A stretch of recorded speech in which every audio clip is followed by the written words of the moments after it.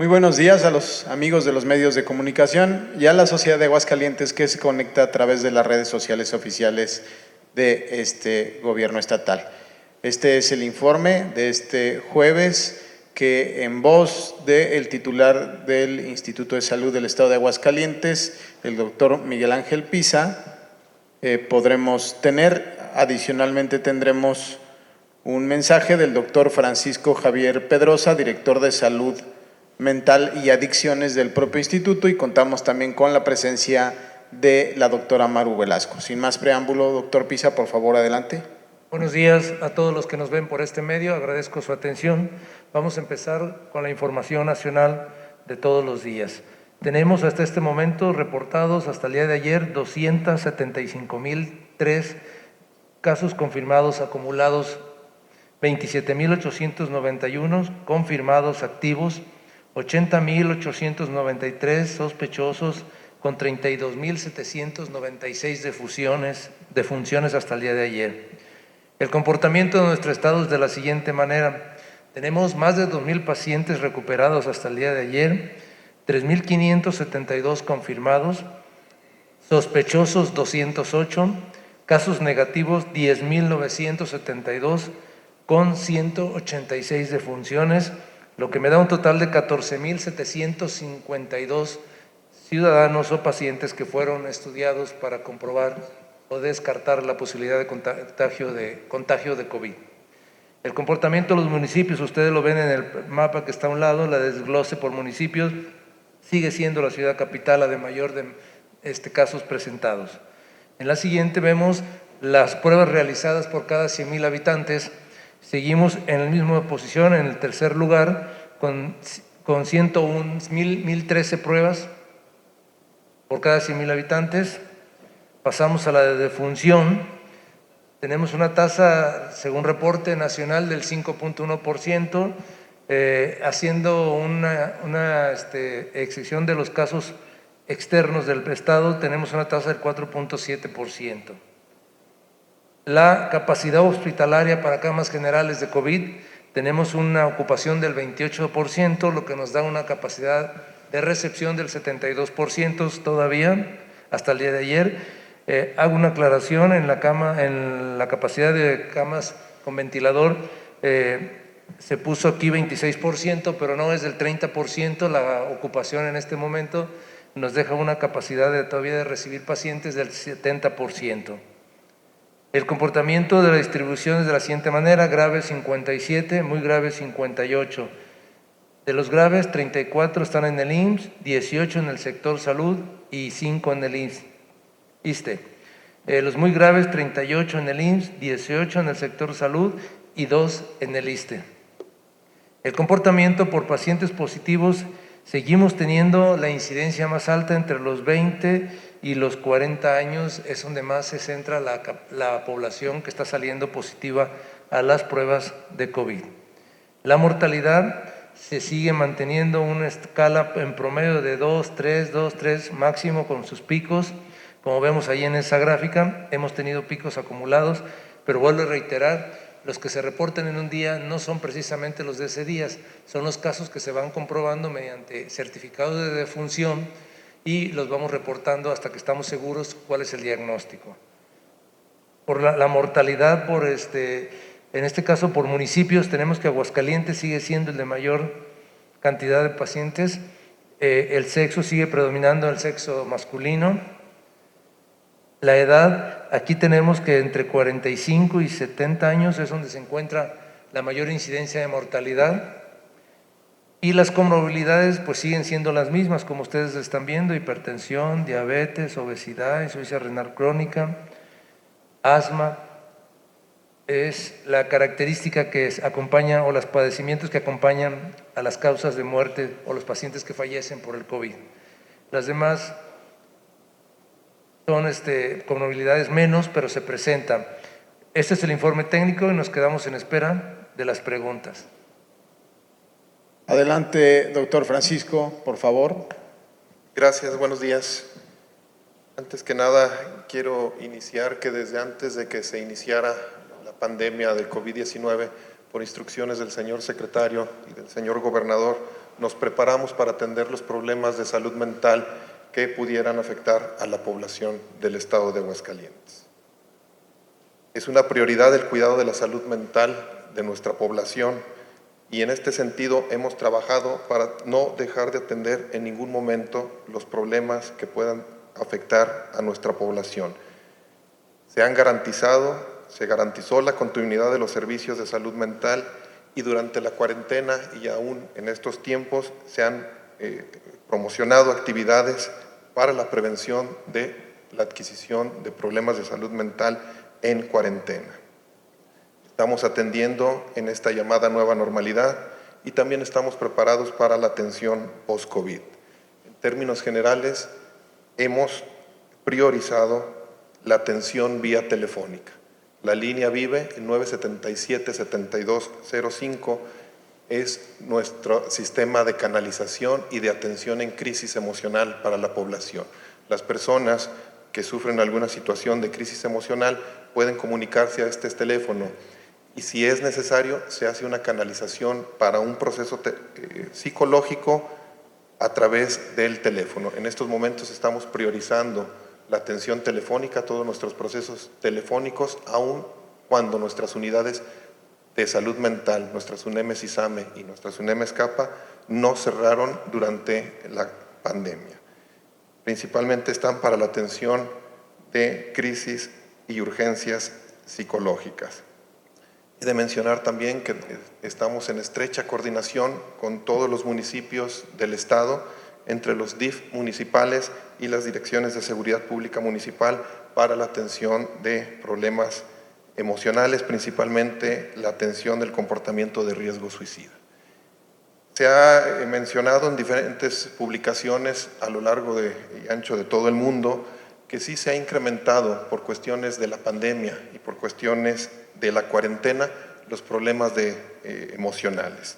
Principalmente se ha reflejado un incremento en la depresión, ansiedad, comportamiento del riesgo suicida, consumo de sustancias adictivas, trastornos del sueño, trastornos alimenticios.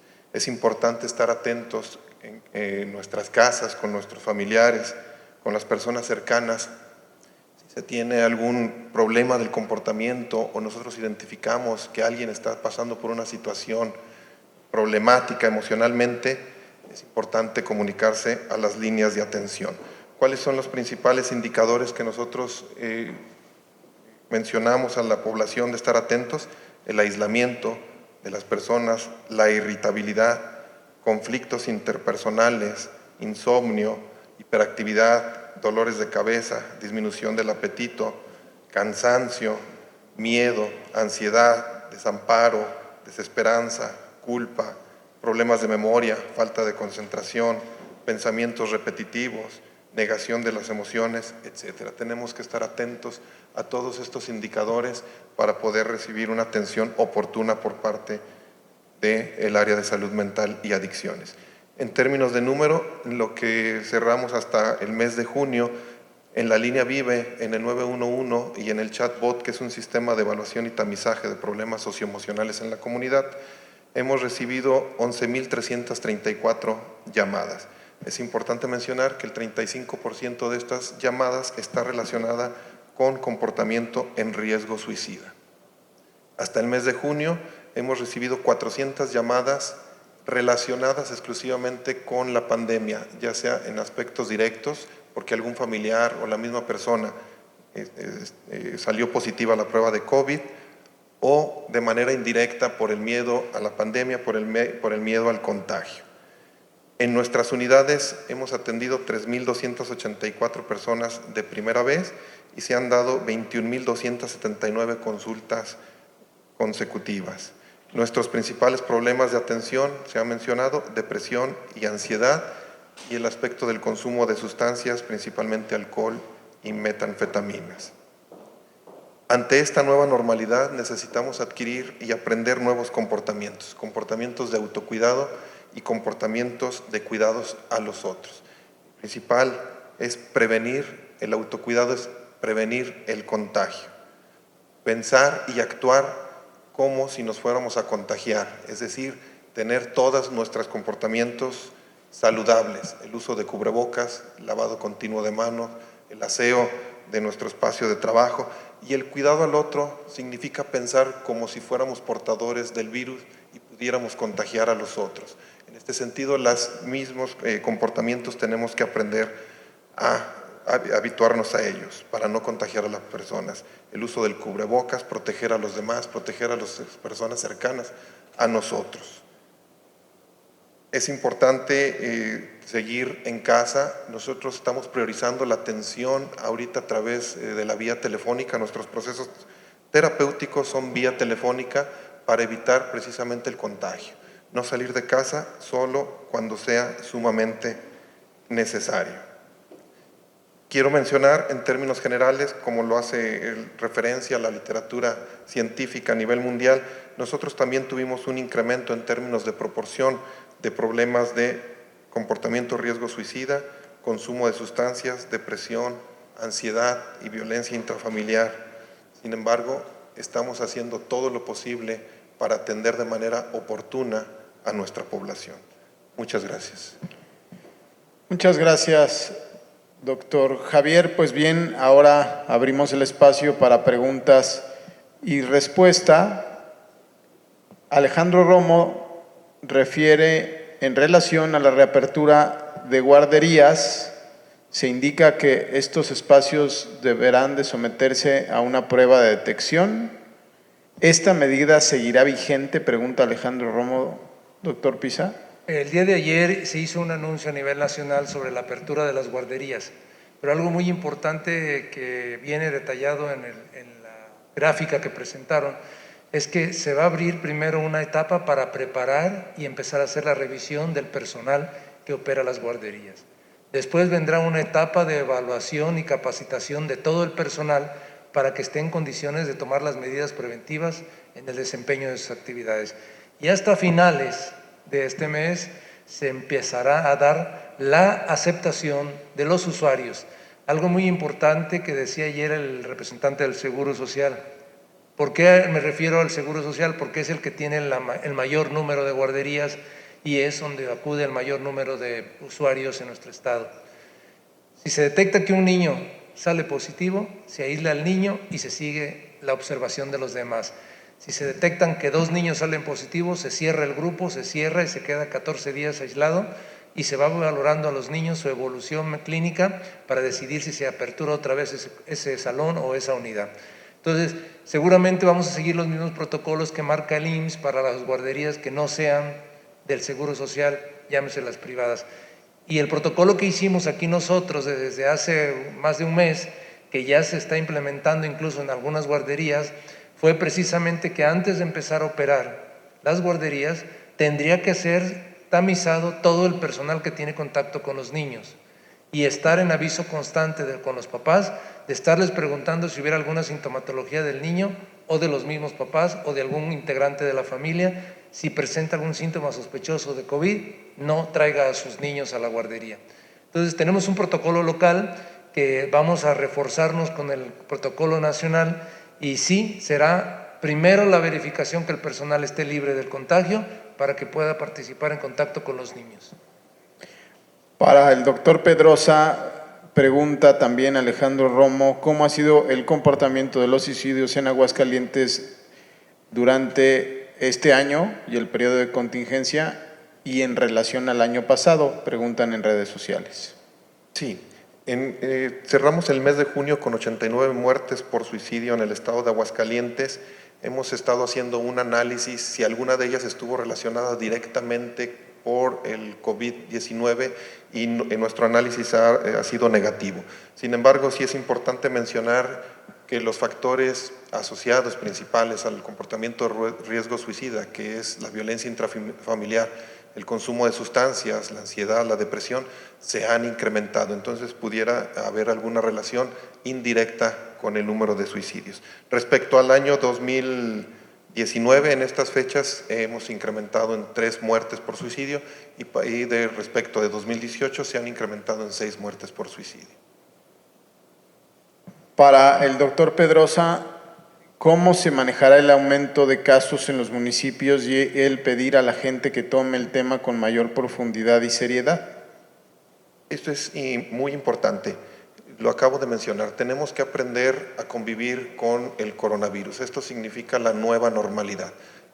Significa que el virus está en el ambiente y tenemos que tener principalmente dos comportamientos importantes. Los de autocuidado, que ya los mencioné, y el cuidado y la responsabilidad hacia el otro. El primero identifica tener todos los comportamientos de precaución para evitar el contagio, ya los han mencionado aquí en varias ocasiones, es importante mencionarlos: el uso del cubrebocas, el lavado constante de manos, al usar el cubrebocas no estarse tocando la cara, respetar la sana distancia, no estar en espacios cerrados en donde haya mucha gente, y pensar principalmente en la responsabilidad hacia el otro, pensar en que nosotros podemos ser portadores del virus, entonces también tenemos que utilizar este tipo de estrategias para proteger a los otros. Posiblemente nosotros no tengamos los síntomas, pero sí podemos contagiar a alguien que puede enfermar y desafortunadamente puede llegar a la muerte. Entonces es muy importante respetar todas estas estrategias de autocuidado y de cuidado al otro. Para el doctor Pedrosa, nuestra amiga Luisa Fernanda desde la red, ¿cómo se procede con las personas que llaman y tienen claras señales de estrés, ansiedad y depresión? Es muy importante mencionar. Nosotros, ya se ha reiterado continuamente, nuestra línea telefónica es la línea Vive 977-7205. En esta línea puede ser atendida una persona con crisis emocional momentánea, y ahí con el trabajo que se realiza de urgencia psicológica, de primeros auxilios psicológicos, es suficiente para disminuir ya sea la ansiedad, el estrés o la situación por la cual esté pasando la persona. Pero también se hace una evaluación de la persona, y si esta requiere un tratamiento psicológico ya más prolongado, entonces se hace una canalización con los terapeutas de las diferentes unidades, y el tratamiento, como lo mencioné, se hace vía telefónica. Hay una pregunta que es coincidente con una persona que también nos está viendo en las redes sociales, es de Judith Galván, y voy a concentrarla en una sola. ¿Qué edades, doctor Pedrosa, son principalmente las involucradas en el consumo de drogas y en qué porcentaje aumentó durante la pandemia?